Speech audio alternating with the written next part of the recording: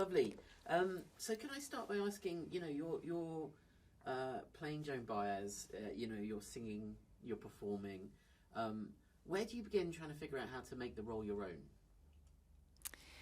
I know it's a thing that people have sort of talked about. I mean, I don't really feel like I was working to make Joan my own. The intention was not to mimic her or have the portrayal be any kind of imitation of her. But I really wasn't trying to infuse myself in this either. I think it was just about getting as close as I could to embodying her, to understanding maybe how she ticks, what she might be thinking in any given moment. But then for me, the work was sort of letting all of that go and just being present with usually Timmy in the scene, or Timmy as Bob, very much so Bob, not even really Timmy, and trusting the writing on the page and Jim's direction and his orchestration of these scenes, letting go and responding to what our wonderful audiences were giving us.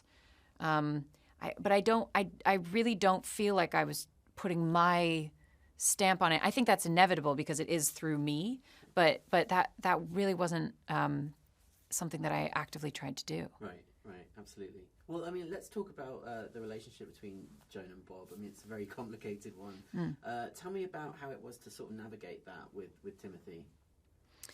Well, I mean, there again, I think we just showed up as much like sort of fully formed versions of Joan and Bob as we could, and I felt so completely trusting of his portrayal and his understanding of Bob, and of the words on the page. Between Jay Cox and James Mangold, the scenes are beautiful and were sort of the guide for us, and just for me, a lot of this was just very much present moment experience. Yeah. Well, tell me about the environment then that James creates that kind of lets that happen for you. Well, he's very he's a huge advocate for actors in that if I want to walk from point A to point B, but there's a camera there, my instinct would be to try to accommodate and move around the camera, and he'd sort of stop me and say, no, it's on wheels for a reason. It'll, walk where Joan would walk. We'll figure it out, which you don't often get, particularly in the TV world, but just in general. You have to sort of accommodate. And he just wanted us to have every freedom to explore the space and be fully formed characters.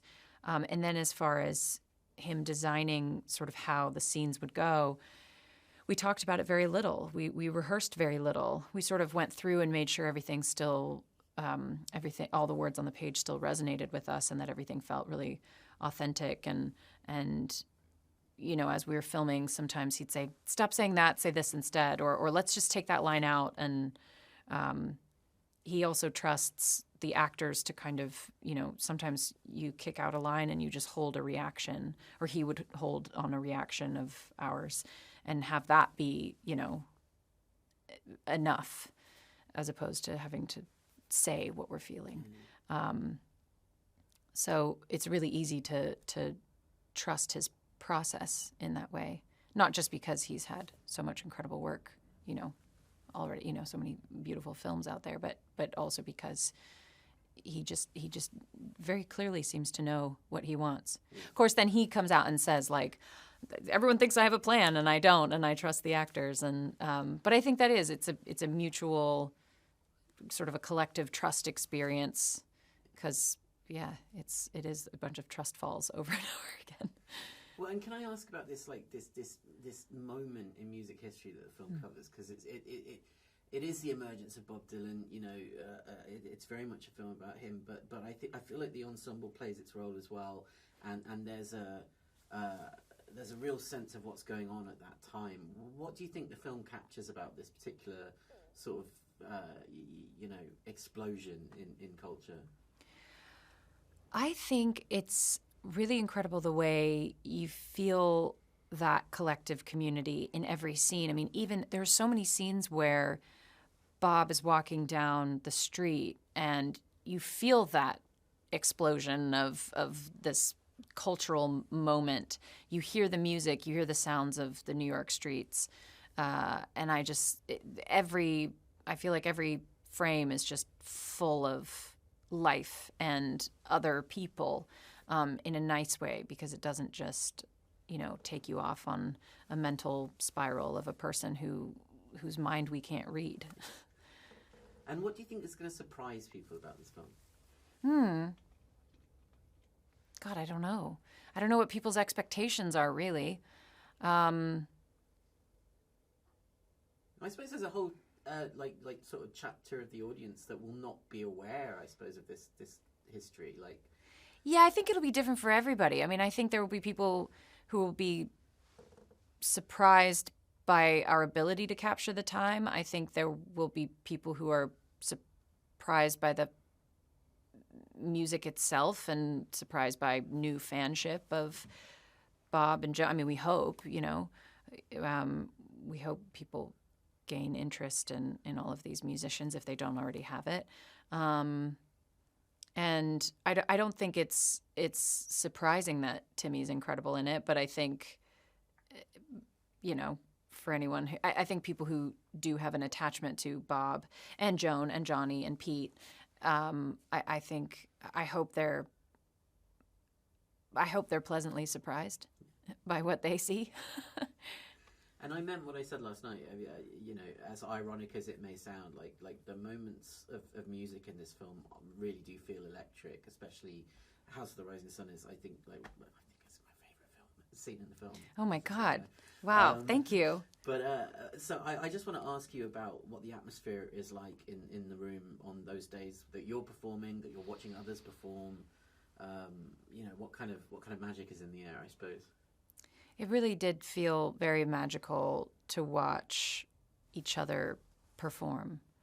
My very first day, I was shooting outside the Chelsea Hotel, but before that, it was I got to watch Ed on the steps of City Hall, and every time I drive by it in New York now, I feel the weight of that moment, and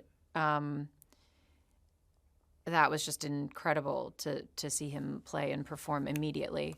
And then same with Timmy, getting to rehearse the music with him was like mind-blowing. And then to see him up there performing and captivating an audience was, it really was magical. I think when it came to my own, it was mostly terror, especially in the beginning, and especially with that song, because I knew the weight of it.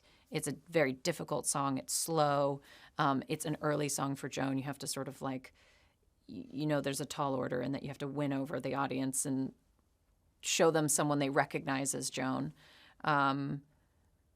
But the more we performed, the more comfortable it became. And then by the time we were playing It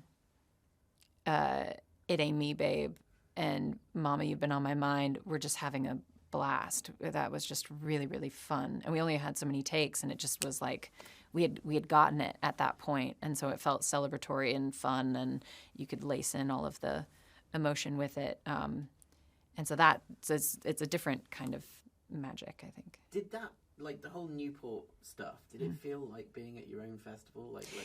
It did, as much as I could possibly know. I mean, my prior experience with festivals was literally only pretty much bartending at festivals, and I used to bartend at Outside Lands in San Francisco, to get by as a commercial actor. But yeah, it felt as close as I've ever been to performing at a music festival, and we'd be in back playing riffs and learning from each other, and getting to see Boyd perform for the first time as Johnny was just incredible, and just lit up the entire audience and backstage, and everyone's dancing, even sort of behind the wings in Video Village, people are moving, and God, it was so fun. I'd love to be backstage at a music festival at this point and see if any of it, kind of aligns. There's still time. We can make that happen. Yeah. Thank you so much. Thank Appreciate you. it.